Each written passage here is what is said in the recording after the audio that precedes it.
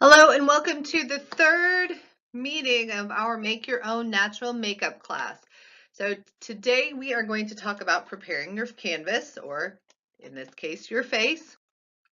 So let's very quickly look over what we're going to go over today. So we're going to talk about how to take care of your skin so that it's in great shape when you go to put your makeup on. So that includes things like diet and hydration and sunscreen, face wash, toner, moisturizer, eye makeup remover, brush cleaner. So all the things that go into giving you a really good surface to start from when you go to put your makeup on.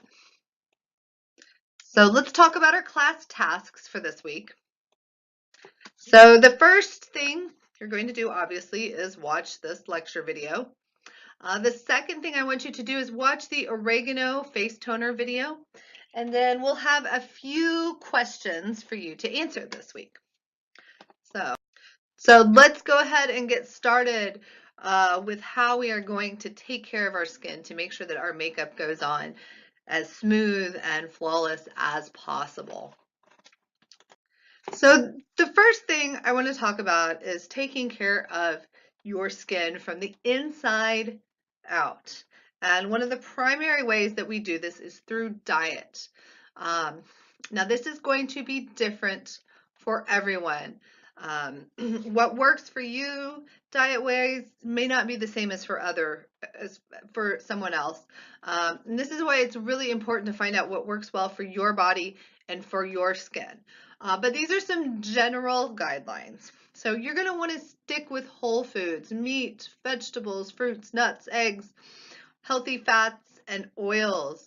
Uh, you need to steer clear of preservatives, steer clear of sugar. These are things that can definitely cause problems with our skin. I want to hit a little bit on grain and dairy. Now, this is different for every single person. Um, so, like I said, this is where we want to talk about finding out what works for your body and for your skin. Some people are not at all sensitive to grain, but some people are. And in some people, grain can actually cause some very serious skin issues. In our family, um, it causes something called keratosis pilaris, which causes, or chicken skin, sometimes it's called chicken skin, and it makes little bumpies, especially on your arms and things like that. Now, the other half of our family doesn't have this problem. They can eat grain with absolutely no issues, but part of my family does have this problem. So this is one that you want to kind of watch, see if you have any type of sensitivity to. Another thing that sometimes can affect the skin is dairy.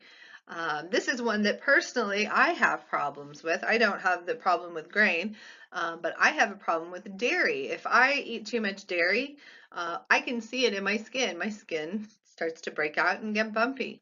As soon as I eliminate the dairy, that goes away. Other people aren't like that. Um, for me, that's just my own personal diet sensitivity. Um, I will admit that this is a hard one for me because I love cheese. So sometimes I find it difficult to restrict dairy out of my diet, but I always notice an improvement in my skin when I do. So in this particular instance, like I said, what works for you may not work for someone else. And this is where you might want to play around with things. Take something out of your diet, one thing out of your diet. See if you see an improvement. If you don't, add it back in and try something else.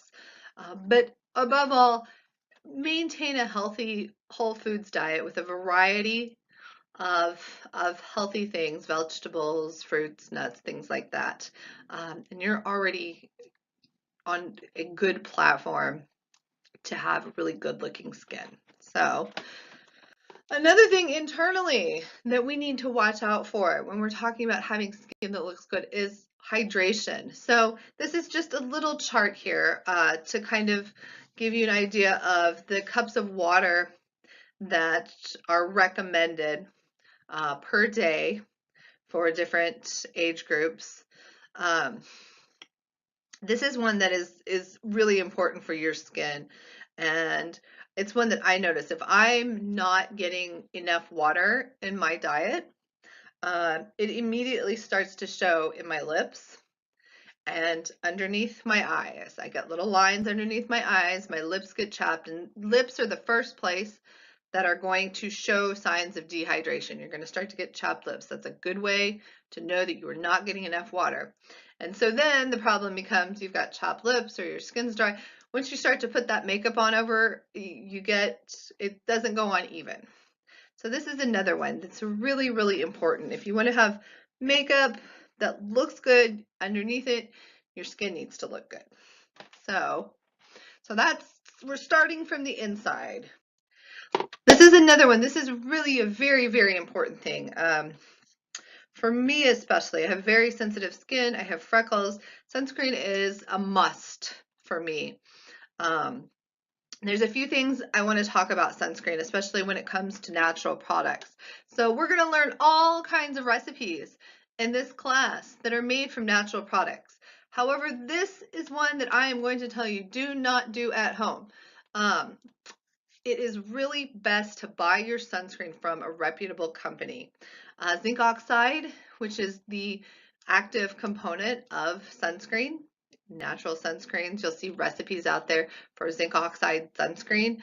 It does not blend well at home with the methods that we have that we are able to use at home. So what you end up with is maybe it blocks your skin on one part of your skin, but maybe then it doesn't on another because it wasn't blended into the product well enough. So you don't get an even screen from your homemade sunscreen. So out of all the products we're going to talk about today, this is one that I do not want you to make at home. Okay. Now, a couple of other little tips about sunscreen and protecting your skin. When you are applying your sunscreen, don't forget to cover the back of your hands and your neck. These are two places that are going to show aging the fastest because we don't think about them.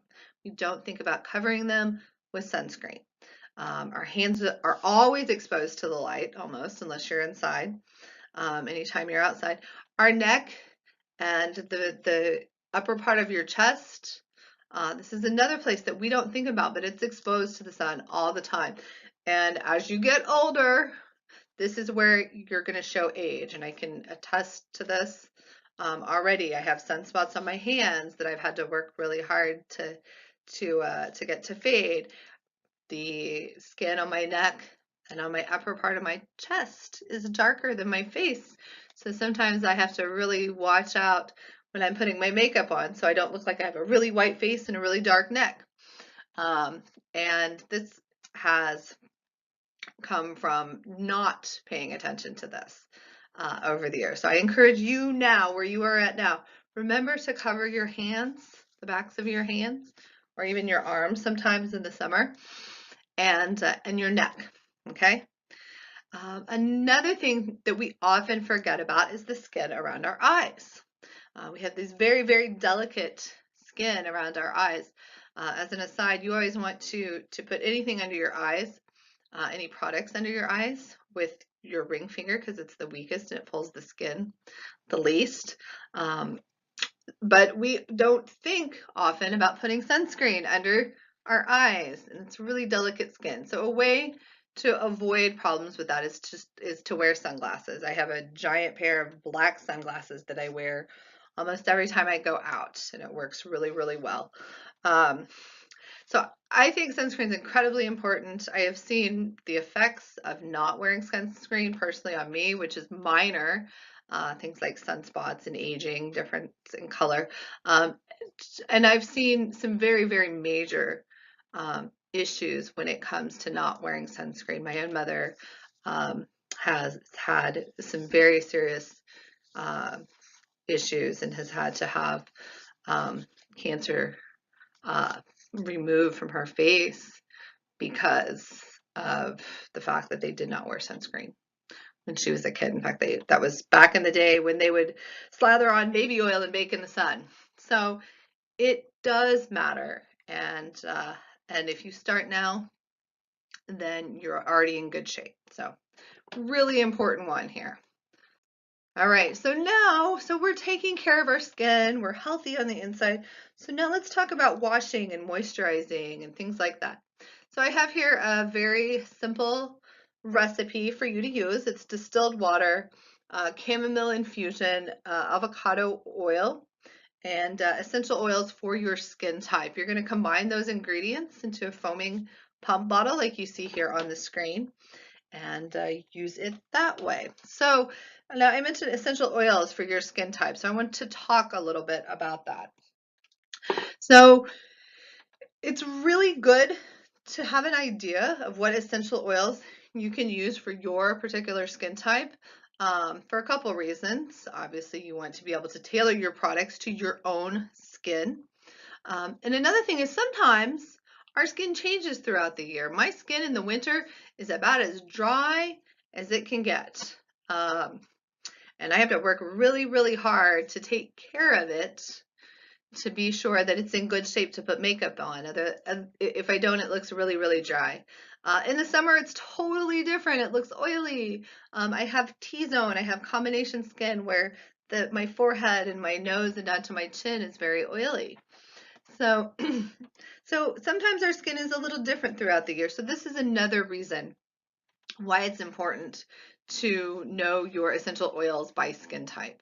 So if you're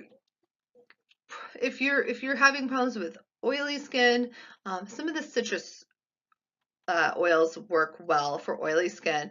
I will say that if you are going to use some of these citrus oils, though, you do want to wear sunscreen because citrus oils can cause some photosensitivity. So with that in mind, it's maybe best to limit your citrus oils to face washes, things like that, not something a moisturizer that you're going to sit on your skin. Or if you do choose to use those in something like a moisturizer, although I don't recommend it, make sure that you use sunscreen so that that you don't get sunburn.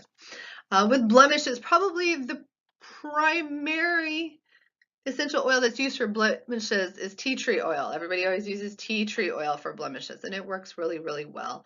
There's a few others here: geranium, vetiver, lavender, especially if you have blemishes that are painful. Lavender can be a good one. Patchouli is another one. If you have dry skin, some of these things that are a little thicker, they have a thicker viscosity, like cedarwood or myrrh or sandalwood, tend to be better for dry skin. If you have combination skin, there's a few here. Lavender is always a good one. Bergamot and orange, patchouli. Again, bergamot and orange are in that citrus family, so you do want to watch with those. Best used for face washes or something like that, as opposed to something that's going to stay on your skin. But this gives you an idea of some things to use when you're making your products for your skin. All right, so we talked about face wash. Let's talk about toner. I have a very easy recipe for you to watch here for toner. So toner is used after we wash our face to get rid of anything residual that remains on our face. It also usually helps to make the pores appear tighter, make your skin appear smoother. And it's just with this, the oregano can help with blemishes. The oregano infusion is what we're going to use. We don't ever want to use oregano oil on our skin unless it's for a specific purpose. Tea tree oil, again, for blemishes works really, really well. So go ahead after this and watch the toner video so you can learn how to make that. Let's talk about moisturizers. So I have a couple of different recipes for you here to try. There's a moisturizer recipe. This is similar to a body butter. Again, notice you can use essential oils for your skin type. Do bear in mind, since this is a moisturizer and we are leaving it on our skin, it's best to either wear sunscreen or omit any citrus oils. But this is a really good thick moisturizer. especially works well in winter. There's another recipe. This is for a moisture mask. This is another thing that I love to use in winter. It looks really silly on your face, but it works really well. It's an avocado, which has all kinds of wonderful fats in it, an egg, which not only helps, so we've got avocado to help with moisture, we have egg that helps with drawing. So anything in the pores will be drawn out by that egg.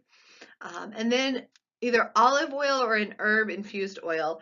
I make my own frankincense and myrrh infused oil, and I often use it with this recipe. Frankincense and myrrh are excellent for the skin, and they work really, really well in this recipe, and they smell good too. So these are a couple of really great ways to make sure your skin is moisturized, it's soft, and it's protected. So our moisturizer. So let's talk a little bit about eye makeup remover. Now, you see here we have a recipe for eye makeup remover, and you are absolutely, of course, welcome to make that recipe, but I'm going to give you a little tip. It doesn't have to be this complicated. So when you are trying to remove your eye makeup, you can use just olive oil with a cotton ball. Will take off your eye makeup. You can use just almond oil with a cotton ball. It will take off your makeup. You don't even have to make the recipe. Olive oil is a little heavier, so you might want to use it at night. Almond oil is a little lighter if you're needing to take off makeup or put makeup back on through the day. That might be a better choice. But both will work just as well, just straight out of the bottle onto a cotton ball and take your eye makeup off. It's very, very simple. So the last thing I want to talk about today is brush cleaner. Ideally, you should clean your brushes and sponges once a week. Recently, I saw a thing that says you can even go up to 4 weeks without cleaning your brushes. Most people generally don't clean their brushes once a week, although that's ideal and recommended. But about 3 or 4 weeks is probably that's probably long enough. Just a quick tip, when you've washed your brushes and they're drying, don't put them up and down by the handle in a jar or something to dry. Hang them off the side of a table with the handle lying flat and the bristles lying off the side of the table. This way water won't get back up and won't drip down into the place where the brush handle and the ferrule, the metal part of the brush, meet. When that happens, that water drips down, it gets into that spot and it weakens the brush. So if you allow them to dry flat with the bristles hanging off a table, it's easier on the brushes and your brushes will last longer. The brush cleaner recipe here works excellent. I've had students who've even used this in commercial brush cleaners, little brush cleaning apparatuses, and they love it. They say it works really well. I typically, when I make brush cleaner, I use just Baby Mild unscented Castile soap, but I have had students who've used scented Castile soap as well, and it's worked well for them, so that's another option for you. But like I said, keep an eye on your brushes and your sponges at least, at least once a month, at the very least. Somewhere between once a week and once a month is ideal. So if you have any questions, feel free to let me know. We've gone over a whole lot of different odds and ends today, but the idea is we're getting our skin ready to put our makeup on our face. So you have a few questions for this week to answer. Go ahead and answer those. I hope that you have enjoyed the class this week, and I will see you next time. Bye-bye, guys.